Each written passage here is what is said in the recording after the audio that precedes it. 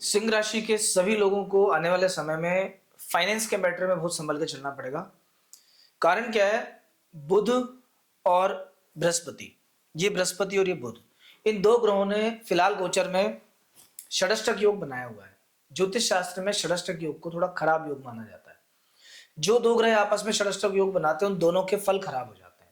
उन दोनों के जो पॉजिटिव फल है उसकी जगह नेगेटिव फल मिलने स्टार्ट हो जाते हैं। आपकी राशि के हिसाब से बृहस्पति फिलहाल आपको 11वें घर में चल रहे हैं, लाभ के स्थान में।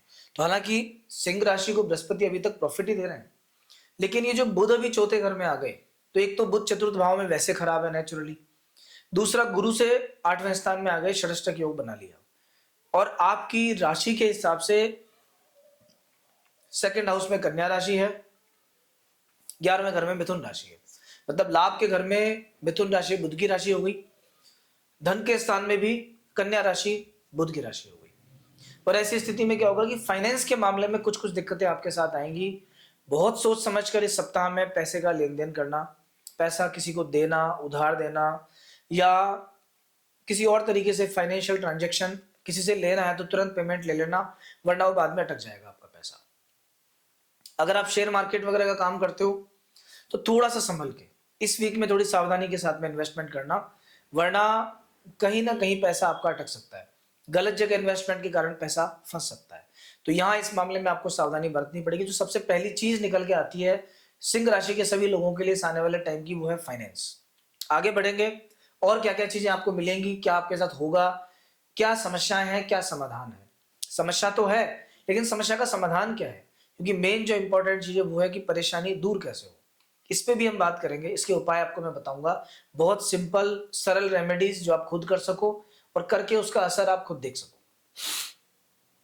कोई दो पैसे आपके खर्च नहीं होंगे, लेकिन बस आपको करना पड़ेगा। तो बने रहिए वीडियो में, आगे हम बात करेंगे। लेकिन अगर आपने अभी तक हमारा चैनल सब्सक्राइब नहीं किया तो प्लीज आप कर लीजिए।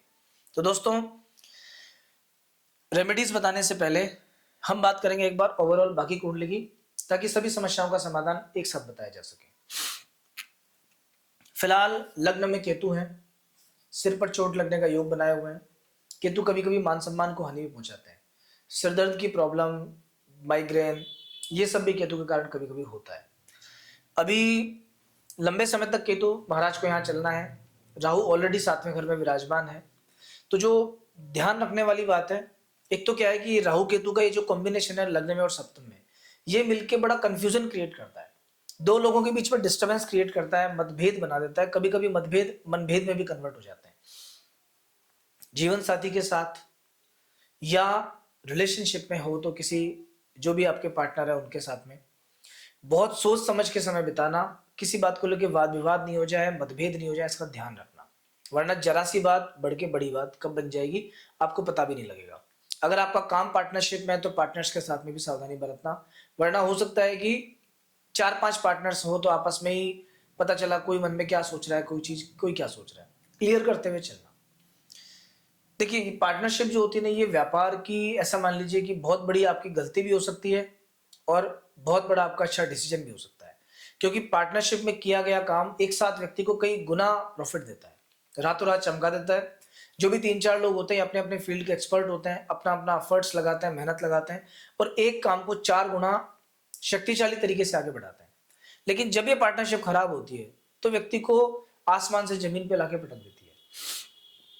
पहले रिश्ते खराब होते हैं, मनमुटाव होता है, काम बिगड़ जाता है, पैसा अटक जाता है और कभी कभी तो क्या कानूनी विवाद की स्थिति भी आ जाती है।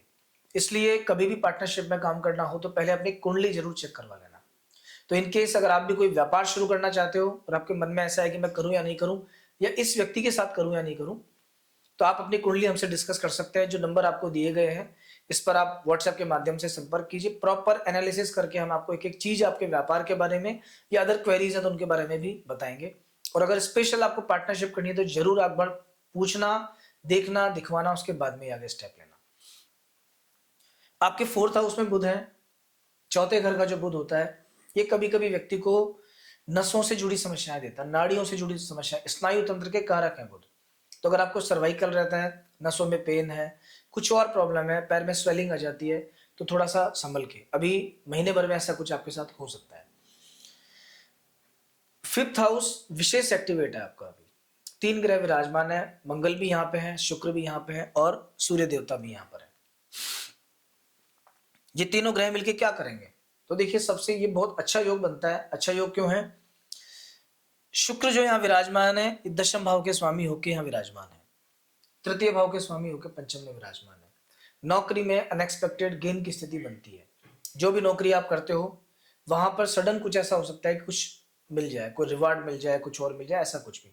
हालांकि ये योग गवर्नमेंट सर्विस के लिए खराब है कि जो लोग सरकारी सेवा में हैं उनको कभी कभी गलत, ऐसा मान लीजिए कोई नोटिस मिल सकता है, कुछ और मिल सकता है। लेकिन आप प्राइवेट क्षेत्र में अगर आप काम करते हो तो क्योंकि वहां पे वो सूर्य का फील्ड नहीं है, बुध का, बृहस्पति का, शुक्र का क्षेत्र है, वहां पे आपको प्रॉफिट बहुत होगा। अभी सूर्य देव जो विराजमान है लग्नेश होकर पंचम में विराजमान है, मीन्स स्वास्थ्य अच्छा होगा, मैनेजमेंट अच्छा रहेगा, आपके डिसीजंस आपके खुद के लिए फिलहाल अच्छे रहने वाले हैं। मंगल जो विराजमान है भाग्येश होके यहाँ नवम में, नवम के स्वामी होके पंचम में विराजमान है। बहुत ही शानदार, बहुत ही शक्तिशाली, जबरदस्त राजयोग है। अगर आप रियल एस्टेट का काम करते हो तो यकीन मानना आने वाला 1 महीना आपका है। आने वाला जो 1 डेढ़ महीने का टाइम है, इसमें किस्मत आपके साथ है। रियल एस्टेट से कोई बड़ा फायदा आपको हो सकता है, अचानक पैसा कहीं से आ सकता है, कोई डील आपकी अच्छी सी क्रैक हो सकती है। अगर आप पत्थरों से जुड़ा काम करते हो, माइंस का काम करते हो, वहां से भी आपको अच्छा प्रॉफिट देखने को मिलेगा। छोटे भाई के साथ अगर पार्टनरशिप में कोई काम है आपका, वहां से फायदा मिलेगा।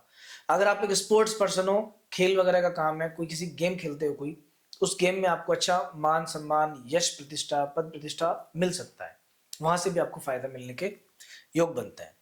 अभी शनि का ढैया आपको चल रहा है। शनि के ढैया में क्या होता है कि शनि और केतु ने षष्टक योग बनाया हुआ है। ऐसी परिस्थिति में, और व्यापार के घर में है राहु, ऐसी सिचुएशन में कभी कभी, और इतना ही नहीं, एक चीज और भी है, शनि यहाँ विराजमान होकर पंचम में मंगल को देखते हैं और मंगल यहाँ बैठे हुए शनि को देखते हैं। इसे कहते हैं अन्योन्य दृष्टि संबंध, एक दूसरे को देखना। ये जो रिलेशन होता है ना, ये थोड़ा सा स्ट्रगल बढ़ाता है। और विशेष तौर पर कभी कभी क्या होता है कि सडन कोई आपत्ति विपत्ति सामने आ जाती है, कोई पैसे लेके चला गया, कहीं आगजनी की घटना हो गई, किसी को नौकरी में नुकसान हो गया, अचानक से निकाल दिया, ये सब घटनाएं भी होती हैं। तो सब कुछ अच्छा चलने के बावजूद भी, क्योंकि शनि यहाँ जो बैठे हैं ना, ये आपके कर्म भाव को इफेक्ट कर रहे हैं, तीसरी दृष्टि से कर्म भाव को देखते हैं। नौकरी में सडन चेंज होना, ये इसी युक्ति का लक्षण है। अगर अभी आपको जॉब चेंज करना है, सोच समझ के करना, जल्दबाजी मत करना, और ऐसा कोई स्टेप मत उठा लेना कि बॉस ही आपको निकाल दे और कह दे कल से मत आना। तो नौकरी में थोड़ा संभल के, सावधानी के साथ आगे बढ़िए। बाकी ओवरऑल आपका समय ठीक है। इस वीक की अगर मैं बात करूं कि ये सप्ताह आपके लिए कैसा है, तो 22 तारीख से वीक आपका स्टार्ट है। 22 और 23-24 3 दिनों में छठे घर में चंद्रमा विराजमान रहेंगे। निश्चित तौर पे खर्चा तो बढ़ाते हैं, लेकिन क्रिएटिविटी बहुत देते हैं। रोग ऋण शत्रु से विजय प्राप्त होती है, क्योंकि जन्म पत्रिका में छठे घर में चंद्रमा खराब होते हैं, वो टेंशन, स्ट्रेस, परेशानी देते हैं, लेकिन गोचर में बढ़िया होता है। गोचर थोड़ा सा अलग चलता है। तो यहाँ पे जो चंद्रमा है, ये आपको 100% प्रॉफिट देने वाले ही हैं। ये 3 दिन जो जाएंगे आपके बढ़िया जाएंगे। 25 और 26 तारीख, इन 2 दिनों के अंदर व्यापार को लेकर थोड़ी चिंता रहेगी और बातचीत में सावधानी बरतना। ये दिन भी कोई ऐसी खास दिक्कत वाली बात नहीं, आराम से निकलेगा आपका। कोई ट्रैवल आपका हो सकता है। 27 और 28 तारीख, ये 2 दिन में ध्यान रखना। मैंने यहाँ लिखा भी है कि सबसे खराब दिन है 27 और 28। इन 2 डेज में आपको कोई ना कोई प्रॉब्लम आनी है। मन परेशान रहेगा, हेल्थ इश्यूज रह सकते हैं, एंजाइटी हो सकती है, स्ट्रेस हो सकता है, कफ कोल्ड बढ़ा हुआ हो सकता है, बच्चे छोटे हैं तो जुकाम खांसी की समस्या उनको आ सकती है। तो थोड़ा सा संभल के इन 2 दिनों को शांति के साथ निकाल देना। और जैसा मैंने आपको वीडियो के स्टार्टिंग में बताया था कि जो प्रॉब्लम्स हैं आपके, उनका बहुत अच्छा मैं समाधान आपको बताऊंगा। तो देखिए, सिंह राशि के लोग जो सबसे ज्यादा परेशान है अभी, वो राहु से और शनि से परेशान है। राहु बैठे हैं 7th भाव में, व्यापार को बिगाड़ते हैं। शनि बैठे हैं 8th भाव में, ढैया बना के अचानक नुकसान देते हैं, शरीर को परेशान करते हैं। मतलब कभी कभी तो ऐसा हो जाता है कि व्यक्ति के पाँव में पेन हो गया, चलना फिरना बंद हो गया, एक्टिवनेस खत्म हो गई, नई नई समस्याएं डॉक्टर ने बता दी, घुटने में गैप आ गया, ये सब प्रॉब्लम्स। क्योंकि शनि क्या करता है, सूर्य को इफेक्ट करता है, हड्डियों पर बहुत ज्यादा जोर डालता है, नसों पर और हड्डियों पर। तो अगर ऐसी कोई भी समस्या आपके साथ है, तो जो मैं उपाय बता रहा हूं आप करना, फिर मुझे बताना कैसा लगा। सबसे पहले उपाय बताता हूं आपको मैं राहु का। राहु के लिए क्या करना है, जौ का आटा लेना, थोड़े से काले तिल उसमें मिलाना, उस आटे को लगाते समय थोड़ा सा दूध उसमें मिला देना, देन उसकी छोटी छोटी गोलियां बनाना, गोली बना के राम नाम बोलते हुए कहीं भी जब मछलियां होती हैं उस जगह पे आप डालना शुरू कर दो। डालने का जो दिन रहेगा वो रहेगा बुधवार या शनिवार। टाइमिंग होना चाहिए या तो सुबह जल्दी या फिर संध्या के टाइम, दो में से कोई भी एक टाइम। सुबह जल्दी का मतलब है कि मध्याह्न का सूरज नहीं होना चाहिए, 10-11 बजे तक डाल सकते हो आप, और ढलते सूरज में डालना बढ़िया रहता है, मतलब शाम को 4 बजे के बाद कभी भी। तो ये आटे की गोलियां डालना स्टार्ट करो, राहु महाराज आपसे विशेष प्रसन्न होंगे। और थोड़े दिन भी अगर आपने लगातार कर लिया तो कम से कम 1 सवा किलो आटा होना चाहिए। फिर उसके बाद आप देखना कैसे आपके लाइफ में चेंजेज आने स्टार्ट हो जाते हैं। जहां तक हो सके, क्योंकि राहु और शनि, ऐसा कहता है राहु शनि के समान ग्रह है, दूसरे जो ग्रह खराब है शनि है। तो अगर आप ड्रिंक करते हो, स्पेशली आप ड्रिंक करना या तो बंद कर सकते हो तो बहुत ही अच्छा है। अगर छूटे नहीं आपसे तो शनिवार के दिन ड्रिंक करना बंद कर दो। और आपके घर के आसपास में देखिए कि कहाँ पर हनुमान जी का दक्षिण मुखी मंदिर है। दक्षिण मुखी बालाजी का विशेष, ऐसा मान लीजिए थोड़ा उग्र रूप है हनुमान जी का, लेकिन तत्काल फल देने वाला होता है। ऐसा कोई मंदिर ढूंढ के प्रत्येक शनिवार के दिन 108 परिक्रमा हनुमान जी की करो। अगर 108 परिक्रमा नहीं लगा सकते तो 54 परिक्रमा लगाना स्टार्ट करो। अगर 54 भी नहीं लगती आपसे तो 27 लगवाओ। श्री राम जय जय राम इस मंत्र का जप करना और परिक्रमा लगाना। इस मंत्र को बोलते हैं विजय मंत्र। तो विजय मंत्र का जप करते हुए अगर परिक्रमा लगाई जाए, उससे हनुमान जी की विशेष कृपा मिलती है। और हनुमान जी के भक्तों पर कभी भी शनि अपनी कुदृष्टि नहीं डालते। आपके आसपास में कहीं अगर शनिदेव का मंदिर है, आप उनको शनिवार के शनिवार थोड़ा तेल भी अर्पित कर सकते हो। लेकिन ध्यान रखना, तेल चढ़ाते समय उनके आईज की तरफ नहीं देखना, आंखों की तरफ नहीं देखना, पांव की तरफ देखना है। जितना अन्नदान करोगे अभी आप, जितना गरीब लोगों को भोजन करवाओगे, उतना ज्यादा आपका शनि राहु केतु ये ग्रह शांत होते हैं।